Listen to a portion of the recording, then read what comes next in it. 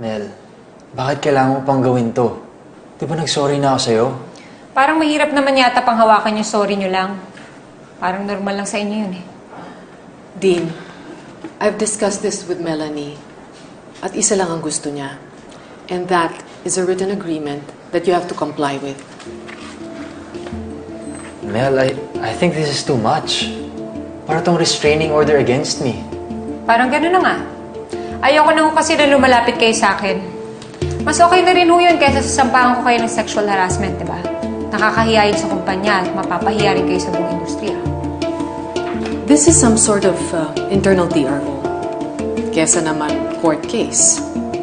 We don't want that in the company, Dean. Tama si Ma'am Rina. Masisira ang image ng #1 na trusted na kumpanya, lalong-lalo na kapag nalaman niya na ang anak ng boss at CEO ang nambastos sa empleyado dito. Lalong-lalo na kapag nalaman nila na ang binastos mo ay pamilyadong tao na. Sige na, Sir Dean. Pirmahan mo na yan para matapos na tayo.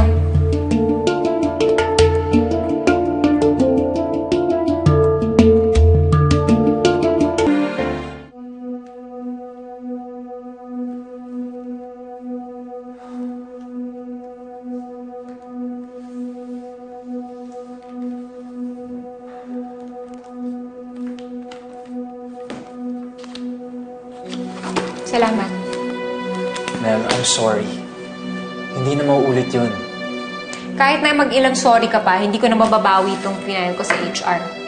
Para lang alam mo na seryoso ako na ayoko na lumalapit ka sa akin at gusto ko nang tantanan mo na ako. Salamat po, Manila. Mauna na ako. You're welcome, Melanie. My God, Dean. Ano mo itong ginawa mo?